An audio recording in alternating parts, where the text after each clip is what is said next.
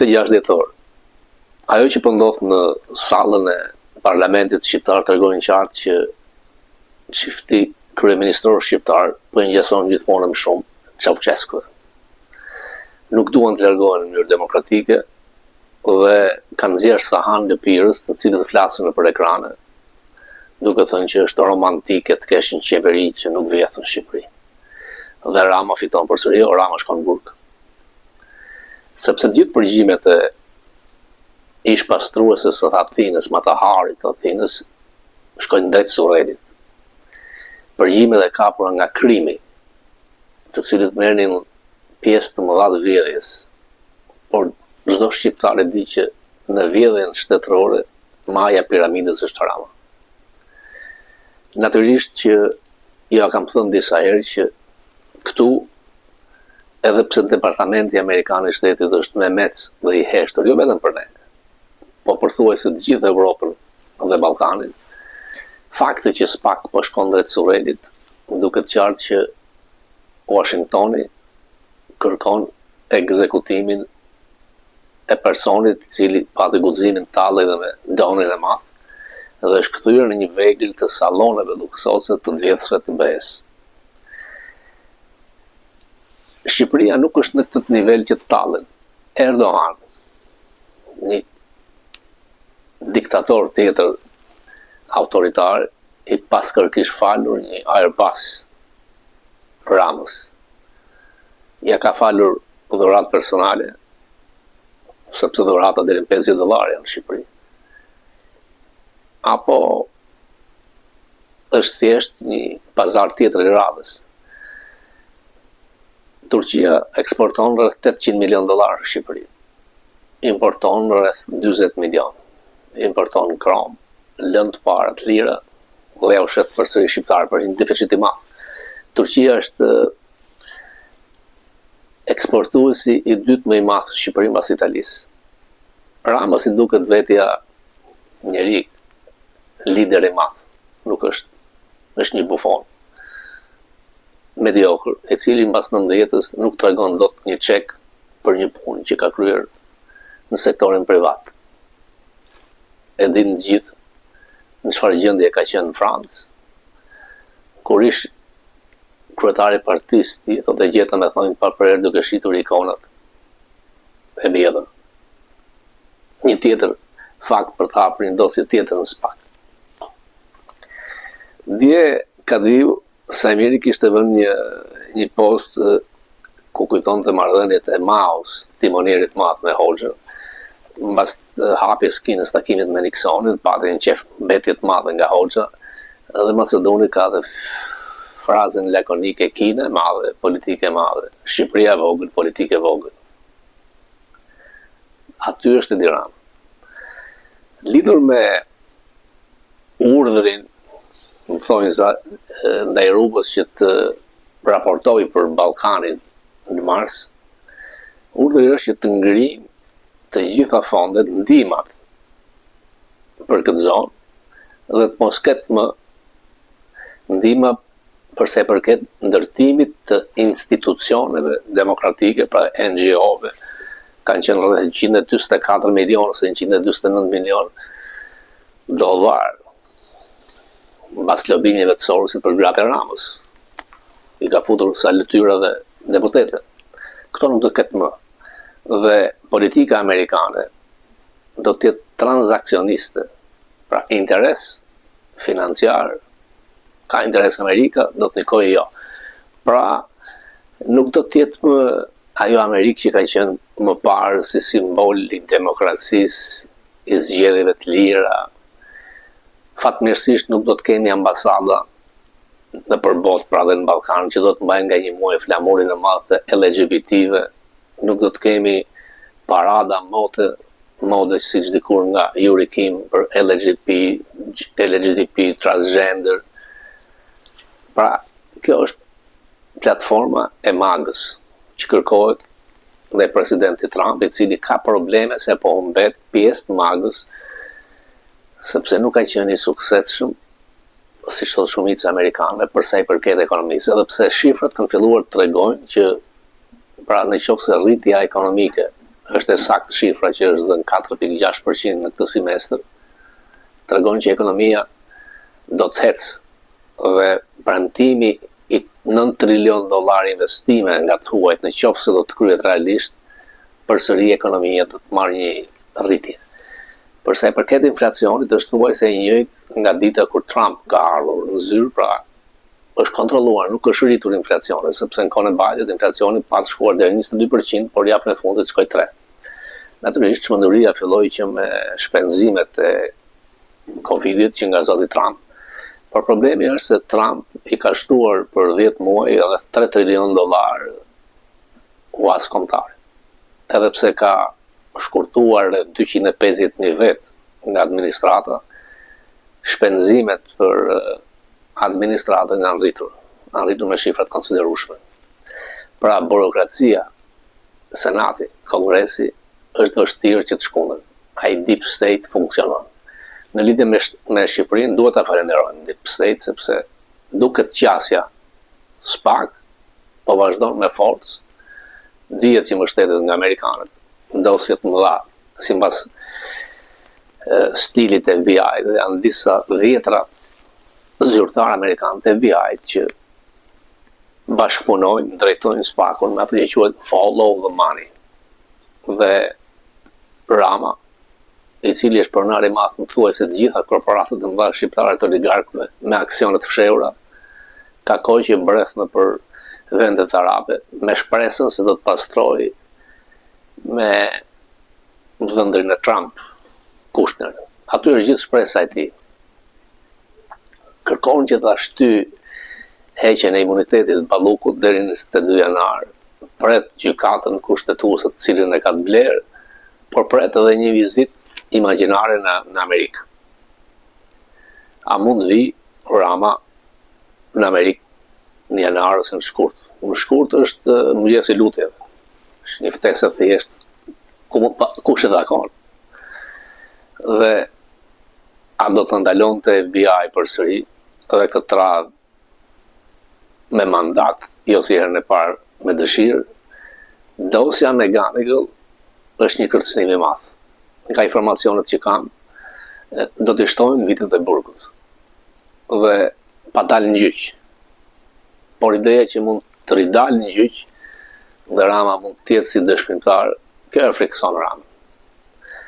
Natyrisht që në Ballkan, Rama shikohet si një liliput nga amerikanët. Me Open Balkans, me ndihmën e djalvajzës Sorosit, i duke vetja si legjend. Por në qoftë se shikojmë, Rubio ka takuar ministrin e jashtëm Serbisë. Nuk ka takuar ministrin e jashtëm tonë, as të Kosovës. Dhe takimi me ministrin e jashtëm Serbisë ishte para takim për nënshkrimin e partneritetit strategjik me Serbinë, ndërkohë që ka pezulluar partneritetin strategjik me Kosovën. Kongresmenët në hearing, disa përfaqësues të NGO-ve amerikane ishin kundër kësaj. Me Shqipërinë asgjë. Të gjithë zyrtarët amerikanë që kanë ardhur në Tiranë, Ramën e kanë injoruar, Spiropalin se kanë përfillur. Ka pasur vetëm një takim në Vjenë, Spiropalja, me personin i cili është në detyrë si drejtori i Byros Europës, kaq. Trump ka shkarkuar 30 ambasador, të cilët ishin emrimet karrierës, dhe disa senatorë i kanë dërguar një letër që ta kthejnë mbrapsht. Aktualisht 90 vende ambasadorësh në përbot janë bosh, zbrast, pra nuk kanë. Dhe Trump e ka prishur ekuilibrin midis emrimeve politike dhe të karrierës, me cilat do të jetë 80-20, në fakt deri tani ka emëruar 90% emrime politike dhe njerëz që nuk kanë iden nga politika, po thjesht kanë paguar me miliona dollar donacione. Madje në Greqi, dërgoi ishte dashur në djalit të tij si ambasadore. Në Francë është më skandalos, i jati Kushnerit, demokrat, ultraliberal, pro-gay, pro-transgjenor gjithë jetën, partner me Sorosin, skandaloz atje. Macron nuk e takon fare, na kujton Grinellin. Pra, diplomacia amerikane aktualisht me platformën e magës duket sikur është e izoluar, vëmendjen më të madhe e kanë në hemisferën perëndimore, duke ushtruar trysnit të madhe ndaj Venezuelës për të larguar Madurën. Përpara se të kryej revolucionin në Venezuelë, kompanitë e naftës amerikane kishin bërë investime të mëdha. Pra, ata kërkojnë Maduro out, Exxon in. Kompania e madhe e naftës. Tillerson ka qenë drejtori ekzekutiv që u bë në mënyrë të habitshme sekretar shteti. Personi që kishte lidhje me Putin. Përsa i përket platformës strategjisë kombëtare, ambasadori Bolton më kujton që mandatën e parë, personalisht unë me një grup specialistësh kemi përvuluar atë që quhet platforma strategjisë kombëtare, Trump nuk e lexoi, vetëm firmosi. Ndaj, askush nuk mund të parashikojë qasjet e reja të Trump në politikën e jashtme. Ndaj Europës është shumë i ashpër dhe ka të drejtë sepse qytetërimi evropian vihet në diskutim me politikat aktuale të Bashkimit Evropian, që drejtohet nga një klasë burokratësh të korruptuar, të kurrja ekonomisë më të madhe të BE-s Gjermanisë, hapja e kufive në mënyrë të paimagjinueshme dhe deindustrializimi duke filluar në Gjermani. Idetë e industrive të gjelbra kanë shkatruar rritjen ekonomike. Giganti i Europës, Gjermania, ka 4 vjet thuajse nuk ka rritje ekonomike. Premtimi për të rritur shpenzimet ushtarake ishte thjesht një premtim. Trump është kënaqur me këtë që vendet e NATO-s kanë thënë do të shkojmë në 5% të GDP-s, por ky është premtim, nuk është real. Nuk ndodh kurrë gjatë mandatit të zotit Trump. Mbështetja e të djathtë ekstrem gjithashtu është platformë e magës. I është hequr, janë sankcionuar non grata 5 drejtues të cilët kanë ushtruar censurë ndaj kompanive amerikane. Në Amerikë, amandamenti i parë të lejon të shprehesh, thuash gjithçka. Në Evropë thuhet audienca e madhe duhet shoqërohet me një përgjegjësi të madhe. Dhe kanë vënë gjobat në ndaj mas, kompanive amerikane, Trump këtë nuk e pranon. Në Ballkan do të ketë sanksione nga thesari dhe ajo që quhet non grata. Për mendimin tim, shumë zyrtarë të Ballkanit janë non grata, por nuk është shpallur publikisht. Ish pastruesi i Athinës është non grata. Rama, në qoftë se vazhdon kështu, do bëhet non grata. Ministrat të tjerë, Vengu, për mendimin tim, janë non grata. Dhe ku mund të shkosh, mund të bredhësh në për vendet arabe, mund të falin turqit avion, por kur ti ke një luftë madhe me Amerikën, një zero je. Dhe ideja që në qoftë se bëhen zgjedhje Rama fiton, nuk ka shans, Rama është për burg. Sistemi i ri e nxjerr Ramën. Pra në qoftë se duam të ndërtojmë një republikë të re, sistem të ri zgjedhor, do të jetë pa Ramën, i cili ka qenë dhe është e keqja më e madhe. Të gjithë e dinë, e keqja ka një emër, Edin Rama. Dhe çifti kryeministror janë kthyer si Ceausescu, asnjë ndryshim. Fundi i diktatorëve kuton bot dihet. Dhe Rama e ka ditur këtë, vetë fakti që jeton në tunele, në Surrel, në subkonsciencën e tij. Berisha i thotë që ike me autoblind në 91. Nuk shpëton asgjë. Ideja drejt Surrelit është mesazhi që të merron Ramën. Por me mendimin tim, ajo që bën lapa i përdit është një mesazh shumë i fortë. Kështu ndodhi në Bullgari, kështu ndodhi në Rumani, dhe ideja që nuk hiket me protesta, Shqipëria ka treguar që hiket, por e majta është gjakësore. ngrihet me armë, e provojnë në thështatën, e provojnë në 20 janar, djathët janë më të matur. Por forca e djathëve është shumë herë më e madhe, se janë me shpirt. Do të kemë sot edhe disa pjesë nga intervistë me Boltonin, ambasadorin, një figurë e madhe e konservatorizmit amerikan, të cilin do ta kemë të ftuar special në janar, dhe diçka nga Hoti lidhur me Kongresin e Manastirit.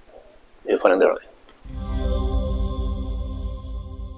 Merita e Ati Justin Rrotës është që ka bërë një analizë mënyrës se si ka lindur tingujt dhe fjalët e gjuhës shqipe dhe se si alfabeti i gjuhës shqipe ka qenë gati që në shekullin e 16. 16-17, gjithë veprat i merr me radhë me gjithë veprat e Budit, Bogdanit, doktrina kristiane, çdo gjë është me alfabetin që ku i keni. Botimet e para të viteve 1635 gjitha në alfabet latin. Pra, alfabeti i bashkimit pak a shumë ishte një alfabet që e kishte pru historia në këtë gjendje që e kemi sot. Puna ishte që jugu Shqipërisë kishte një alfabet stamoldit, një përzierje me gërma latine dhe greke, kurse Shqipëria mesme ka pas alfabet me gërma arabe. Tani lind pyetja. Më i vështirë me gërma arabe. Patjetër, nuk u përshtaste me praktikën 400 vjeçare. Si manastirit ndoqi traditën 400 vjeçare të etërve katolikë. Këtë gjë e ka marrë përsipër pikërisht Bajotopulli. Merita për mu, e vendosës pas një diskutim, është e patur Gjegjëshvishtës, nga pikpamja gjusore, lingustike, profesionale, pa diskutim. Po unë mendoj që po kaq përgjithësi, ka dhe Bajotopulli. Fakti, Bajotopulli ndërtoi një komitet 11 vetash, duke vënë në krye atë Gjegjëshvishtën, ishte humbja pare shumicës muslimane në Kongres. E themi, Fishta, Luiq Gorakuqi, Ndrëmije, Damitat Frashi, Bajotopulli, Vërioni, Kolonja, Buda, Cilka Gjeriazi. Në qoftë se raporti ishte 1 me 9, 9 musliman dhe 1 katolik, në komitet u vunë 4 musliman dhe 6 të krishterë. Vasil Dilo, unë e gjesh të shprehur, kështu, haptas fare. Në qoftë se kleri katolik shqiptar është me të vërtet shqiptar, ekzistenca e Shqipërisë i dedikohet vetëm atyre.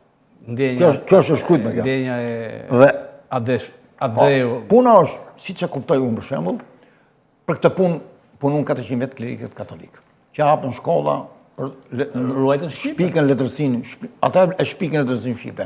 Bile, tek Ati Justin Rrota, po të shofish, ka një gjë të mrekullueshme ku na tregon se si ka lindur tingulli dhe fjalën e gjuhës shqipe. 1968 që është mbajtur në botuar në Shqipëri apo? Jo, në Prishtinë. Prishtinë. Dhe profesor Ahmet Kelmendi, gjuhëtar, ka një analizë në 2 faqe, ose më saktë, 1, 2, 3 faqe gjys, një analizë të mrekullueshme mbi mënyrën se si ka lindur gjuha shqipe fillimisht. Edhe shkruan, influenca e tingujve indo-evropian mbi vokalizmin e gjuhës shqipe mori fund në shekullin e 14. Domethënë, në shekullin e 14, pa hytur turqin. S'ka punë fare me turqin. Këtu kemi formimin e gjuhës shqipe. Formule pagëzimit. Dhe ata që pretendojnë që gjuha shqipe është e lashtë, është e vjetër, nuk kuptojnë një gjë. Fjala e lashtë do të thotë gjendje, situacion social. Kurse fjala e vjetër është çështje kohe. Nuk është gjuha shqipe e vjetër. Gjuha shqipe është tepër e re, ka 400 vjet gjuha shqipe. Por struktura e gjuhës shqipe është tepër primitive. Është tepër primitive. Dhe këtë gjë të paktën Androkuli Kostollari e tha në Kongresin e Drejtshikimit vit 1972. 50% e leksikut të gjuhës shqipe ka karakter monosilabik. Jemi në vitin 1972, domethënë gjithë bota ka ecë përpara, 50% e fjalëve shqipe kanë karakter monosilabik, në kohë që as gjuha e Evropës nuk e ka këtë pozicion. Kleri katolik shqiptar u bëri gjuhën, u bëri letërsinë, dhe kur I lindi kjo gjuhë dhe kjo letërsi mbas 200-300 vjetëve, ne bëm budallikun I madh që këto u akputëm kokat. Mos ishte Selia Shenda, Austro-Hungaria, ne as gjuhë shqipe s'do kishim pas, as shet shqiptar s'do kishim pas. Të që gjërat do të thënë siç janë. Puna është që në Kongresin e Manastirit gjë më kryesore që duhet pranuar kompromisi midis kishës katolike dhe simpatizantëve të alfabetit stambolit. Konkretisht të Bajotopullit. Që është Bajotopulli, kjo do duket në vitin 1936, ku mas 28 vjetëve, klerikë katolik shqiptar pa Donaton Arapi dhe Ernest Koliqi nuk do të harronin familjes Topulli atë që bëri në manastir. Edhe i nderun deri në një mashtrim të skajshëm figurën e Qerçis Topullit. Jo vetëm që e bën hero, po i zhdukën nga historia, nga CV-ja e Qerçisit, të gjithë krimet e viteve 13-14, banditizmat që e quajtën hero, sikur e ka vra Mali Zi, sikur kështu, kur në të vërtet faktet ekzistojnë të shkruajtura, ngjarje shkret ndryshe. Dhe merita e kishës katolike, e klerikëve katolikë që janë mbajtur besën Bajo Topullit. Për mu Bajo Topulli është figura më e mrekullueshme politike që ka jugu Shqipërisë. Edhe mirë është që ta nderojnë atë dhe jo Qerçisin. Duket i çik si tallje, kur ke vendosur Qerçis Topulli në mes të Gjirokastës e nuk ke vu Bajo Topullin. Po Bajo Topulli është i padiskutueshëm ajo. Ka bërë veprime të habitesh. Këta i kanë zhdukur nga historia. Edhe çdo gjë ka ndodhur në vitin mas vitit 1962. Mas vitit 62 është marrë veshë vërteta Kongresit Manastirit, marrë veshë që Bajo Topulli ka bërë me 6 fishtën, dhe sikur ky ishte një mallkim, e zhdukur nga historia dhe nxorën Qerçis Topullin.